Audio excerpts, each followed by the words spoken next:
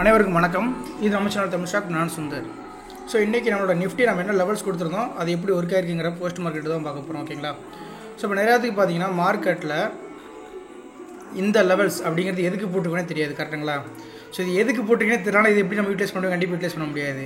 So ஆக்சுவலாக என்ன கேட்டிங்கன்னா இம்பேக்ட் ஜோன் அப்படிங்கிறத நம்ம சொல்லுவோம்.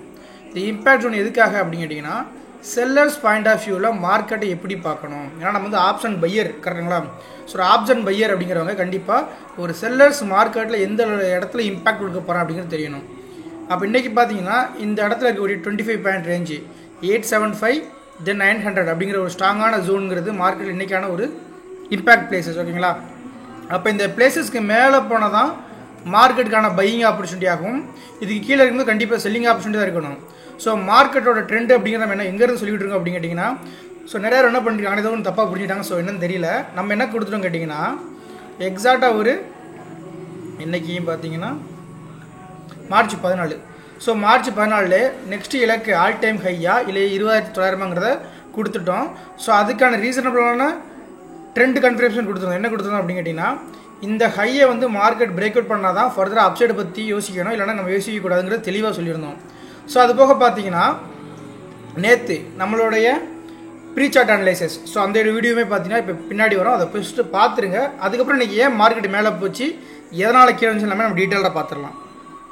நேற்றோட வீடியோவில் கூட சொல்லியிருந்தோம், இந்த 21,700 to 500 ஒரு ஸ்ட்ராங்கான ஜோனு.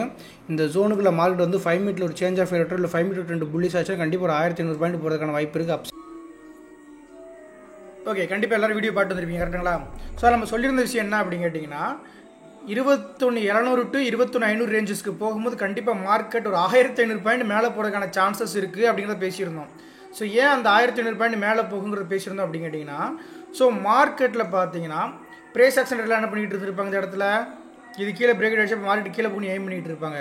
பட் நம்மளோட வேவ் படி பார்த்தீங்கன்னா இந்த மார்க்கெட்டோட ஹை பாயிண்ட்டுக்கும் லோ பாயிண்ட்டுக்கு ஃபிப்பு போடும்போது இந்த பிளேஸுங்கிறது ஒரு 0.5 அப்படிங்கிற கோல்டன் ரேஷியாவும் தென் டிஸ்கவுண்ட் பிளேஸாகவும் வரும் நம்மளுக்கு மார்க்கெட்டை. அட் சேம் பிளேஸ் நமக்கு என்ன பண்ணிருக்கோம் கேட்டிங்கன்னா ஒரு 1 ஹவரோட ஓபி ஜோன் கொடுத்து வச்சுருக்கோம். ஸோ இந்த 1 ஹவரோட ஓபி எங்கே இருக்குது அப்படின்னு கேட்டிங்கன்னா ஆல்ரெடி நம்ம அதுவுமே கொடுத்து வச்சுருக்கோங்க. எங்கே அப்படின்னா ஒன் டே பார்த்தீங்கன்னா நம்ம ப்ரீ சார்ட்டில் வந்து 1 ஹவரோட ஸ்பாட்டை கொடுத்துருந்தோம். ஸோ அது எல்லாத்தையும் கண்டிப்பாக தெரிஞ்சுக்கணும்னு நினைக்கிறேன். ஸோ இது வந்து பார்த்தீங்கன்னா ஒரு 1 ஹவரோட ஸ்பாட்டை நம்ம கொடுத்துருந்தோம். அந்த பிளேஸில் பார்த்தீங்கன்னா உங்களுக்கு தெரியும், அதாவது 5 மினிட்ஸ் ஸ்டார்ட் 1 ஹவர் ஓபிங்கிறது இந்த 21,600 ரேஞ்சஸ்க்கு மேலே இருந்து நம்ம கொடுத்துருக்கோம். ஓகேங்களா?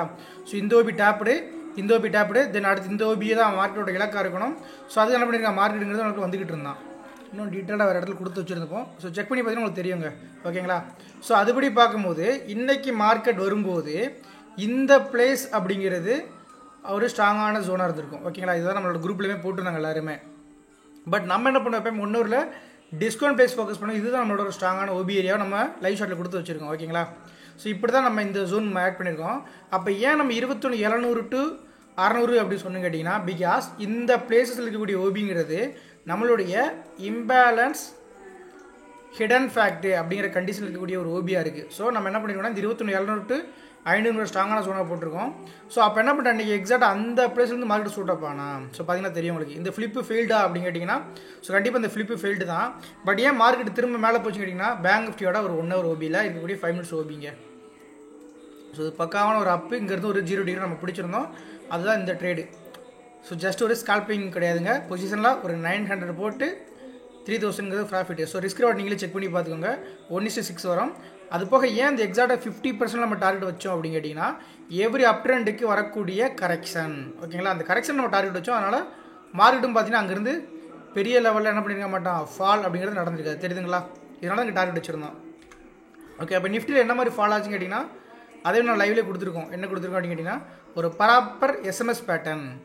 இந்த எஸ்எம்எஸ் பேட்டர்னோட மெண்டால்ஸ் பேட்டர்ன் எதாவது டவுட் இருக்கும். இந்த எஸ்எம்எஸ் வந்து ஈக்குவல் ஹையாக ஆக்ட் ஆகிருக்காதா அப்படின்னு கேட்டிங்கன்னா மார்க்கெட் 2 பேரிஸு.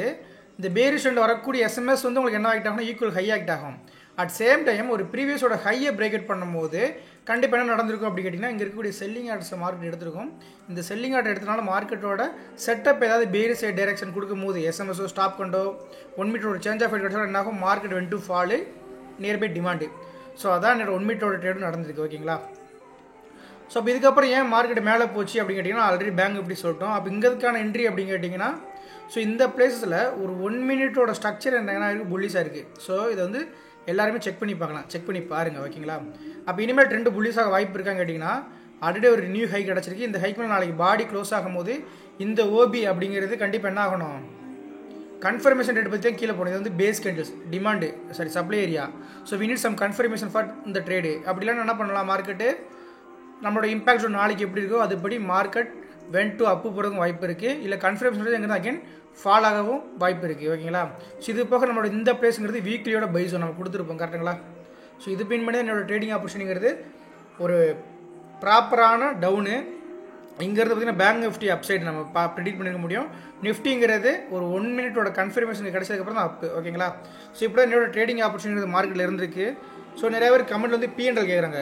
ஸோ நம்ம P&L அப்படிங்கிறது பார்த்திங்கன்னா பிளேலிஸ்ட்டில் ஸ்பெஷல் அண்டு மைல் ஸ்டோன் அப்படின்னு சொல்லிட்டு ஒரு பிளேலிஸ்ட் இருக்கும். ஸோ அதில் போயிட்டிங்கன்னா ஜனவரி மந்த்து பிப்ரவரி மந்தில் P&L வந்து நம்மளோட கேபிட்டல் இல்லாமல் சோட்டா அக்கௌண்ட் கேபிட்டல் வச்சு எப்படி நம்ம எடுத்திருந்தோம், அதாவது நம்ம எதுக்காக P&L காட்டணும் அப்படின்னு கேட்டிங்கன்னா, ஸோ ஆப்ஷனில் வந்து பையிங்கில் ஜெயிக்க முடியும். எஸ்எம்சியில் எந்த செட்டப்பாக நீங்கள் ப்ராப்பராக பார்த்தீங்கன்னா பண்ண முடியுங்கிறதுக்காக ஒரு 3K to 8K, ஒரு 5K to 58, தென் ஒரு 16K to 1.10 அப்படிங்கிற மாதிரி ஒரு 3 வீடியோ இருக்கும். ஓகேங்களா? ஸோ அதை ஃபஸ்ட்டு பாருங்கள். நம்மளோட சேனல் அப்படிங்கிறது ஒரு எஜுகேஷனல் பர்பஸ் சேனல். ஓகேங்களா? இதில் வந்து நம்ம பை செல் பண்ணுங்கிற கால்ஸ் எதுவும் கொடுக்க மாட்டோம். அது போக P&L ஷேர் பண்ண முடியும். ஸோ மெத்தட் பிடிச்சிருந்தா யாரும் என்ன பண்ணலாம், நம்ம சேனலில் லைக் பண்ணலாம்.